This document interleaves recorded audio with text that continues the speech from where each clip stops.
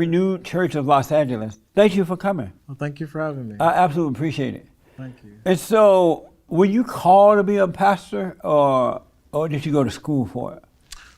Well, at the age of 9, I felt the presence of God over me. I grew up in a Pentecostal church, so I went through that entire Pentecostal experience. And it wasn't until I matriculated through college that I decided to get a bachelor's degree in theology, or to study theology while I was at Stillman College. Oh, I see.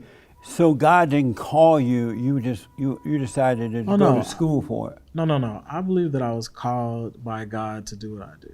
Oh, you do? Yes. And why do you believe that? Why do I believe that I was called? I know that I'm called to do what I do because because I have a passion and I have a desire to see people elevated from where they are to where they need to be. Oh, okay. And when you say where they are, do you believe that human beings are in a fallen state? Explain what you mean by that. Fallen. You're a pastor. You should know. Yeah, but explain what do you mean by a fallen state? Do you know? Do you believe that human beings are in a fallen state? You know what fallen means, right? A fallen state means that they've fallen from the grace of God. Is that what you're okay? Right. So I believe that that humans have fallen from a fallen state, but with the whole deal with reconciliation, I think that God reconciles us back to Himself. So you do agree then that human beings have fallen away from God, right? That humans have fallen away from God according to Adam and all that, yes. And then at some point, those who seek Him will come back. Those who seek Him are that He's called back to them, yes, then they will. Is it possible to overcome that fallen state? It is possible to overcome that fallen state if we accept Christ back into our hearts. Right. How does one know when they're in a fallen state? Well, a person will know that they're in a fallen state when they don't live a life that's acceptable. I believe that's really acceptable to themselves. So like a person that is a drug addict, or a person that is drinks too much liquor, a person that maybe possibly not living their best life, or doing what they're called to do. I think that those people are the people that find themselves in a fallen state. So when they're not living their life according to God, then they're in a fallen state? If you're not living a life that is according to the principles of God, yes. Then you're in a fallen state? Then you're in a fallen state. So if I read, and I don't know if it's true or not, I'd like to ask the person before I mention, know if it's true or not. Are you a homosexual? I am a same gender loving man. So does that mean you're a homosexual? It means that I'm a same gender loving man. But I'm black and slow. Okay. And just for the record, does that mean you're a homosexual? I could be considered a homosexual. Are you considered? I don't want to think of you if you're not. I'm a homosexual. You're a homosexual? Yes. And so you're a homosexual pastor? I am a homosexual pastor, yes. How long have you been a homosexual pastor? I've been a pastor for 8 years, senior pastor, and then before that, prior to that, I was a youth pastor. Oh, okay. Why do you think that God would call a person, a homosexual, to be a pastor but not change him? So I don't think that God majors where we minor. And so I think that what happens is I think that we put limitations on God that God doesn't have. For example, we could, if you go to seminary or something like that, you find out that there's a thought process that God could possibly be a woman, or that God could be this, or that God could be that God can be whatever it is that you need him to be. You believe that he can be a woman? I believe that God can be whatever it is that you need him to be. So could he be a homosexual too if you needed him to be one? Well, honestly, I don't think that the Bible says that God is neither male nor female. Right. So how can he be a woman then if he's not a female? Well, I'm saying that. So there's a book that's by who's the book by? There's a book that is written. It's called what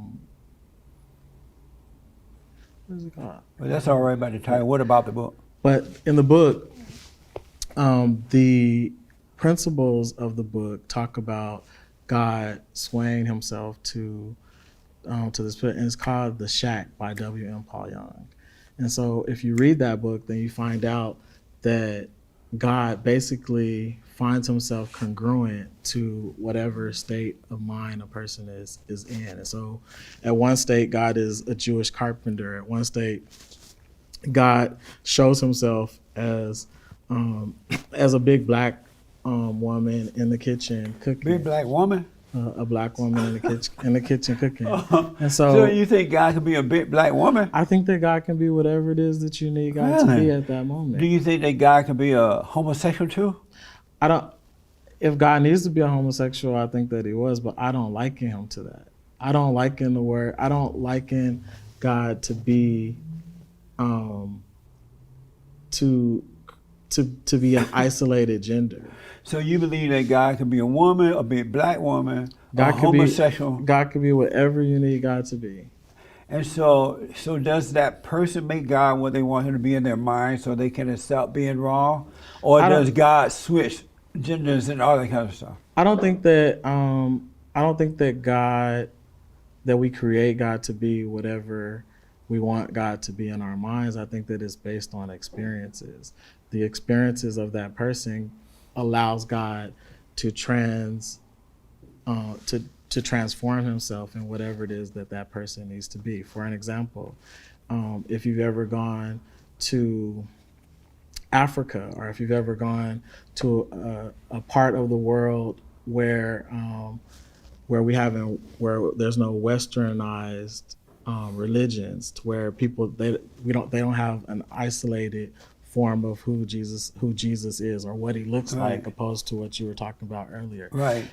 We don't know what he looks like, and so since that, God becomes whatever it is that person's experience. But those countries that don't believe in God, they are S-hole countries, and they're all trying to come here now and bring their S-hole attitudes. Their S-hole? What is that? Huh? What is that? What is S-hole country? It's an S-H-I-T hole. Oh, you're saying that they're S-hole countries. Right, because those people don't believe in God.